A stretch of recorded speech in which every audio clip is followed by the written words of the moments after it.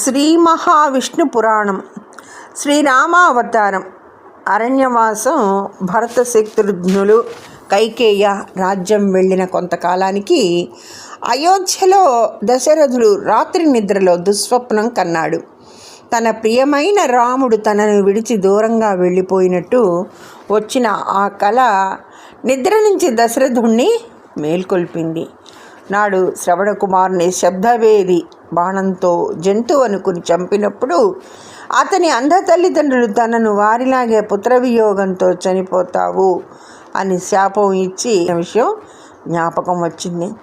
తన కుమారుడు తన నుంచి దూరం కాకుండా ఉండాలంటే శ్రీరాముణ్ణి వెంటనే అయోధ్యకు రాజును చేయాలి. అప్పుడు తన రాజ్యాన్ని వదిలి వెళ్ళడు రాముడు అని ఆలోచన చేసిన దశరథుడు వెంటనే వశిష్ఠ మహర్షిని రమ్మని సందేశం పంపాడు. వశిష్ఠ మహర్షి రాగానే దశరథుడు శ్రీరామునికి వెంటనే పట్టాభిషేకం చూడండి అని కోరాడు.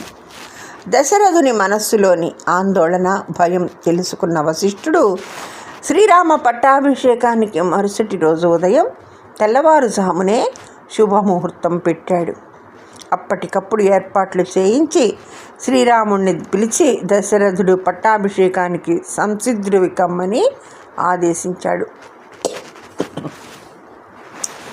తండ్రి మాట జవదాటని రాముడు పట్టాభిషేకానికి ముందు జరగవలసిన విధులలో వశిష్ఠ మహర్షి చెప్పినట్లు పాల్గొన్నాడు.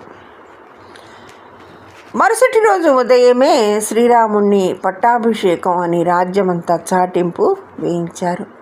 అంతఃపురంలో దాసీజనం చర్చించుకుంటున్న ఈ సమాచారం కైకేయి దాసి మందర విని పరుగున వెళ్ళి కైకేయికి చెప్పింది.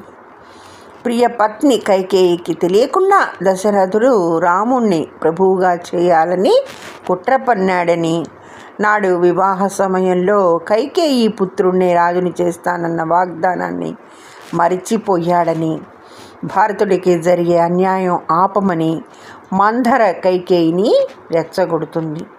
కైకేయి కోపగృహానికి వెళ్ళి దశరథుడికి రమ్మని సమాచారం పంపింది. రాముణ్ణి పట్టాభిషేక వార్త చెప్పి కైకేయిని శాంతపరచాలని వచ్చిన దశరథుని కైకేయి తనకు దేవదానవ చేసిన సహాయానికి ఇచ్చిన 2 వరాలు గుర్తు చేసింది. ఆ వరాలు ఇప్పుడు కోరుకుంటున్నాను అని మొదటి వరముగా రాముడికి బదులు భరతుడికి పట్టాభిషేకం చెయ్యాలి. 2వ వరముగా రాముణ్ణి 14 సంవత్సరాలు వనవాసానికి పంపాలి. కైకేయి వరాలు విన్న దశరథుడు దుఃఖంతో కుప్పకూలిపోయాడు. భరతుడికి పట్టాభిషేకం చేస్తానని, రాముణ్ణి మాత్రం వనవాసం పంపాలనే వరం కోరుకోవద్దని కైకేయికి నచ్చ చెప్పి విఫల ప్రయత్నం చేశాడు. కైకేయి తన కోరిన వరాలు 2 ఇవ్వవలసిందే అని పట్టుబట్టింది. మాట తప్పలేని దశరథుడు రాముణ్ణి వీడలేక దుఃఖంతో స్పృహ కోల్పోయాడు. కైకేయి రాముణ్ణి పిలిపించి దశరథుడు తనకు ఇచ్చిన వరాల గురించి చెప్పి శ్రీరాముణ్ణి వనవాసానికి వెళ్ళమంది. తండ్రి మాట శిరస వహించిన రాముడు స్పృహ వచ్చిన దశరథుడు వద్దని కోరుతున్నా వినకుండా నారవస్త్రాలు ధరించి 14 ఏళ్ల వనవాసానికి సిద్ధమయ్యాడు. వనవాసం సంగతి తెలిసిన సీతాదేవి, లక్ష్మణుడు శ్రీరాముడు వారించిన పట్టుబట్టి రాముని వెంట వనవాసానికి పయనమయ్యారు. అయోధ్య ప్రజానీకం కూడా సీతారామ లక్ష్మణుల వెంట అయోధ్య వీడి వనవాసానికి బయలుదేరింది.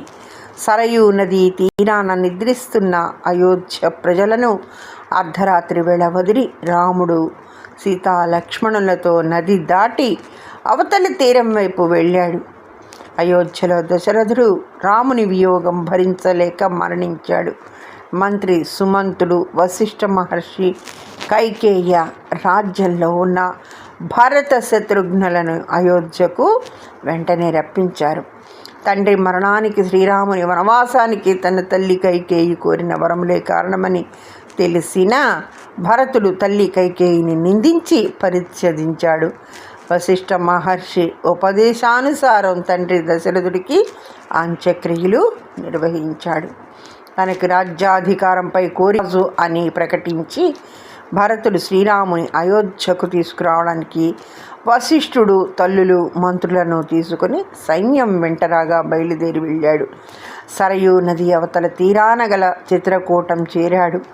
శ్రీరాముని వద్దకు వెళ్ళి రామ లక్ష్మణులకు తండ్రి దశరథుని మరణ వార్త వినిపించి దుఃఖించాడు. రామలక్ష్మణులు నదీ తీరాన తండ్రికి తర్పణాలు వదిలారు. భరతుడు శ్రీరాముని పాదములకు నమస్కరించి తల్లి చేసిన తప్పులకు తనకు సంబంధం లేదని, రాజ్యం అగ్రజుడైన శ్రీరామచంద్రుడిదేనని అయోధ్య వచ్చి రాజ్యపాలన చేపట్టమని ప్రార్థించాడు. తండ్రికి ఇచ్చిన మాట తప్పనిని 14 ఏళ్ల వనవాసం తర్వాత అయోధ్యకు తిరిగి వచ్చి రాజ్యం స్వీకరిస్తాడని శ్రీరాముడు భరతుడికి నచ్చ చెప్పాడు. అంతవరకు తన తరపున ప్రతినిధిగా రాజ్యపాలన నిర్వహించమని భరతుడికి చెప్పగా, భరతుడు రాముని పాదుకలు సింహాసనంపై ఉంచి పరిపాలన చూస్తానని 14 సంవత్సరాల తర్వాత ఒక్క నిమిషం రావడం ఆలస్యమైన ప్రాణత్యాగం చేస్తానని ప్రతిజ్ఞ చేసి అయోధ్యకు వెళ్ళాడు. అయోధ్య సమీపంలో నంది గ్రామం వద్ద పర్ణశాల నిర్మించుకుని భరతుడు రాజసింహాసనం తెప్పించి రామపాదుకలు ఉంచి పాలన చేయసాగాడు. తాను రాముని వలె నారవస్త్రాలు ధరించి వనవాస జీవితం గడుపుతూ ఉండసాగాడు. అయోధ్య ప్రజలకు దూరంగా ఉండి వనవాసం గడపాలని శ్రీరాముడు తలచాడు. చిత్రకూటం వదిలి దండకారణ్యం వైపు బయలుదేరి వెళ్ళారు. దండకారణ్యం రావణుని ఆధీనంలో రాక్షసుల నివాసమై ఉంది. తాటకి, మారీచ, సుబాహువులు, తరువాత ఖరదూషణ, శూర్పణఖలు దండకారణ్య మధ్య ప్రాంతానికి ఆధిపత్యం వహించి మునుల ఆశ్రమాలను ధ్వంసం చేసేవారు. యజ్ఞయాగాదులు చేయకుండా అడ్డం పడేవారు. మునుల అభ్యర్థనపై శ్రీరాముడు దండకారణ్యంలో ప్రయాణిస్తూ విరధాది రాక్షసులను సంహరిస్తూ మునులకు ప్రశాంత జీవనం కల్పిస్తూ అగస్త్యాశ్రమం చేరాడు.